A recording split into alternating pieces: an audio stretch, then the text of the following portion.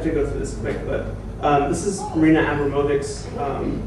She did 7 pieces of recreations of performance art pieces that were important to her, and this is one from Bruce Nauman. And Bruce Nauman, in this piece, there's a score for her to instructions to interact with this piece of glass. Press as much of the front surface of your body, palms in or out, left or right cheek as well as possible. And for 7 hours, she actually did this, and she was very exhausted by a few hours. Consider body, air, perspiration, odor, smells, and tone of the voice. And then, so there's actually, this is a really interesting piece because it actually really shows how there's embodiment is really important in performance art. And where's the embodiment in Second Life, right? So a marking of Second Life allows for some kind of irony. Sherry Turkle is the theorist that wrote a lot about identity. She wrote a lot about exploring different avenues of the self through fantasy avatars. And so this really great essay, Rethinking Identity Through Virtual Community, and thinking about that a split self, a self with lots of multiplicities, having an avatar to explore different identities is not a negative but a real positive thing, to be a knowing self. Donna Haraway wrote about the theorist Donna Haraway wrote about having multiple identities is a whole self and a knowing self. So our need for a practical philosophy of self-knowledge that allows for irony, complexity, ambivalence, and multiplicity has never been greater as we struggle to make meaning from our lives on the screen. But that was an important quote. There was, because Marina Abramovic's piece, work is very sort of dramatic and sincere, but irony and sincerity isn't necessarily exclusive. And I wonder if Second Life reflects some kind of room for irony. This is Marina Abramovic's recreation of seabed, which is really interesting because she changed the structure to reflect, the Guggenheim is round, and she made the stage round. And instead of being like, Conchi's piece is very confrontational, her piece was a lot more, somehow it became a lot more, she diffused the power among the viewers.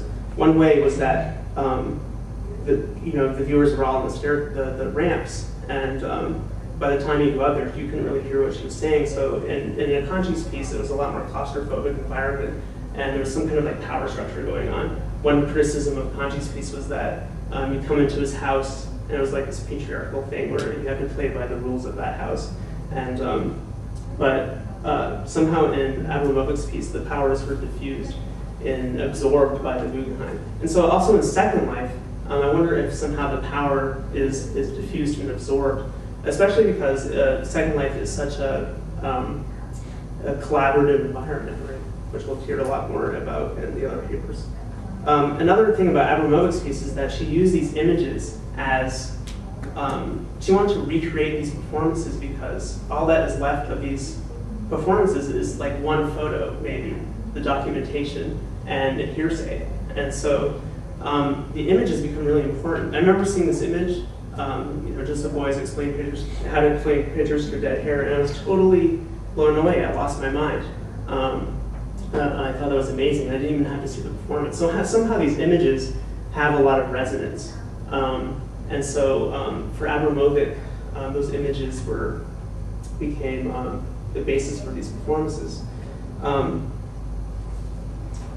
think a lot of people that wrote about Abramovic's work noted that, used Peggy Phelan's work, who wrote a lot about performance art. Peggy Phelan's position in the 90s in an essay was that performance art is good because there's no documentation, that it just disappears after it's done, and that makes it that makes it strong in a lot of ways. But then other theorists like